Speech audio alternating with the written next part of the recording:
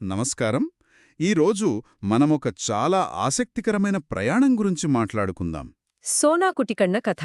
అవును, ఉదాన వినయ మహావగ్గ గ్రంథాల ఆధారంగా, అంటే గృహజీవితంలోని సవాళ్ల నుంచి ఒక ఉన్నతమైన మార్గాన్ని వెతుక్కున్న ఒక వ్యక్తి ప్రయాణం. ఈ కథలో పట్టుదల, ఎదురుచూపు, చివరకు కలిగే జ్ఞానోదయం ఇవన్నీ కనిపిస్తాయి. ఇక ఈ కథలోకి లోతుగా వెళ్దాం. కథ ప్రారంభంలోనే సోనా తన గురువైన మహాకచ్చాన దగ్గరికి వెళ్తాడు.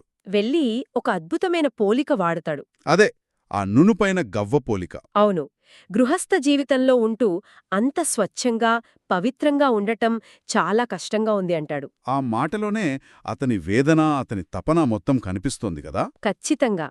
పరిపూర్ణత కోసం ఒక ఆరాటం, ఎటువంటి మరకలు, గీతలు లేని ఒక స్థితి కోసం. చాలామంది సాధకులకు కలిగే ఒక సాధారణ సంఘర్షణేనేమో ఇది. నిజమే. తమ ఆశయానికి, చుట్టూ ఉన్న ప్రపంచానికి మధ్య నలిగిపోవటం.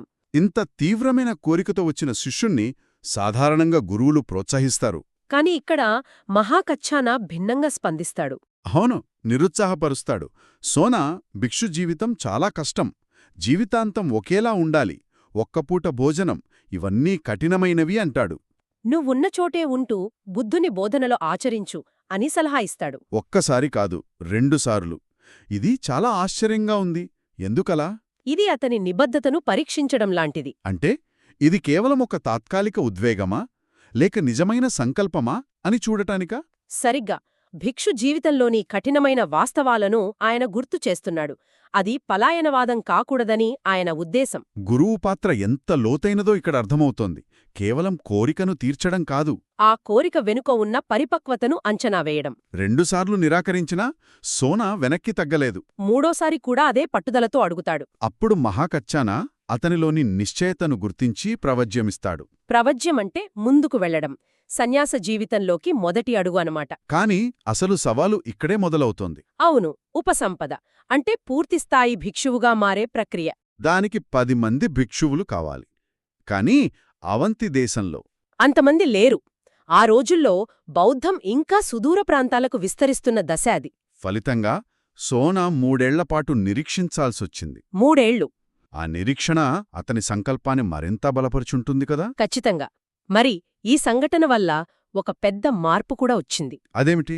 ఈ విషయం బుద్ధుడి దృష్టికి వెళ్ళినప్పుడు ఆయన నియమాలను సడలించాడు. అలాగా? అవును. సరిహద్దు ప్రాంతాలలో కేవలం 5 భిక్షువులతో కూడా ఉపసంపద ఇవ్వవచ్చని అనుమతించాడు. అంతేకాదు, ఆ ప్రాంతాలలోని కఠినమైన నేలమీద నడవడానికి ప్రత్యేక పాదరక్షణలు కూడా అనుమతించాడు. అంటే సోనా పట్టుదల బౌద్ధ సంఘంలో ఒక ఆచరణాత్మకమైన సంస్కరణకు కారణమైంది. సిద్ధాంతాలు ఎంత ముఖ్యమో, వాటిని ఆచరణలో పెట్టడంలో వచ్చే సవాళ్లను గుర్తించడం కూడా అంతే ముఖ్యమన్నమాట. సరిగ్గా. నియమాలు సాధనకు సహాయపడాలు కాని అడ్డంకిగా మారకూడదు. సోనా కథ దీనికొక చక్కటి ఉదాహరణ. సరే, 3 ఏళ్ల నిరీక్షణ తర్వాత సోనా పూర్తిస్థాయి భిక్షువయ్యాడు. అప్పుడతన్లో ఒక కొత్త కోరిక పుడుతుంది. బుద్ధుని ప్రత్యక్షంగా చూడాలని. గురువు అనుమతితో శ్రావస్తికి తన ప్రయాణాన్ని మొదలుపెడతాడు. వెళ్లే ముందు మహాకజ్జాన బుద్ధుణ్ణి వర్ణిస్తారు. ఆయన ఇంద్రియ నిగ్రహం కలవాడు, స్వీయ నియంత్రణ కలిగిన ఒక గజరాజు వంటివాడు అని. ఆ గజరాజు అనే పోలిక చాలా శక్తివంతమైనది. అవును, అపారమైన శక్తి. కాని సంపూర్ణమైన నియంత్రణలో ఉన్న శక్తి, అదే బుద్ధుని గంభీరత. శ్రావస్తి చేరుకున్న సోనాను బుద్ధుడు చాలా ఆప్యాయంగా పలకరిస్తాడు. ప్రయాణం ఎలా సాగింది? భిక్ష స్వీకరించడంలో ఇబ్బంది కలగలేదు కదా? చాలా సాధారణమైన ప్రశ్నలు. కాని ఆ తర్వాత జరిగిన విషయం మాత్రం అసాధారణం. ఆనందుణ్ణి పిలిచి కొత్తగా వచ్చిన ఆ భిక్షుకు తన నివాసంలోనే బస ఏర్పాటు చేయమని చెప్తారు. అంతటి మహానుభావుడు ఒక సాధారణ భిక్షువుకు తన గదిలోనే చోటివ్వడం. ఇది అసాధారణమైన గౌరవం. సోనాలోని ప్రత్యేకతను, అతని ప్రయాణంలోని కష్టాన్ని బుద్ధుడు గుర్తించాడని దీని అర్థం. ఒక లోతైన ధర్మ సంభాషణకు ఇదొక వేదికను సిద్ధం చేయడం లాంటిది. ఆ తర్వాత అదే జరుగుతుంది. ఆ రాత్రి చాలాసేపు ధ్యానంలో గడిపిన బుద్ధుడు తెల్లవారుజామున సోనాతో మాట్లాడతాడు. భిక్షువు, ధర్మానికి సంబంధించి నీకు తెలిసింది చెప్పు అని అడుగుతాడు. అప్పుడు సోనా 16 అష్టకాలు ఎంతో శ్రావ్యంగా పఠిస్తాడు.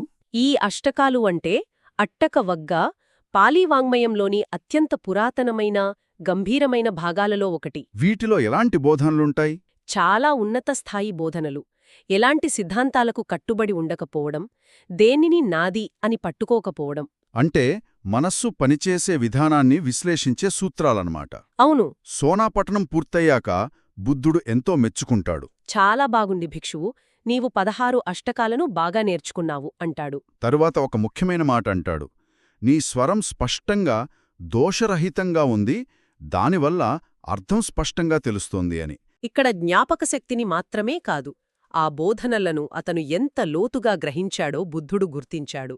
కేవలం వల్లించడం కాదు, జీర్ణించుకోవడం. సరిగ్గా. సోనా వాటి సారాన్ని అర్థం చేసుకున్నాడని గ్రహించాడు.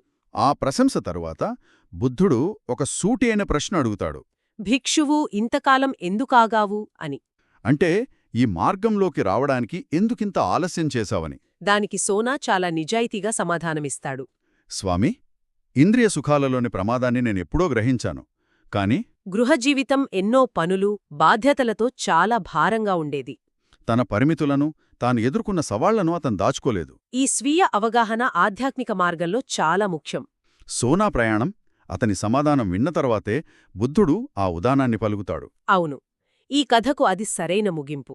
ఆ ఉదానం యొక్క సారాంశమేమిటి? ఈ ప్రపంచం అసంతృప్తికరమైనదని చూసి పునర్జన్మకు కారణాలు లేని స్థితిని తెలుసుకొని శ్రేష్ఠుడు చెడులో ఆనందాన్ని పొందడు.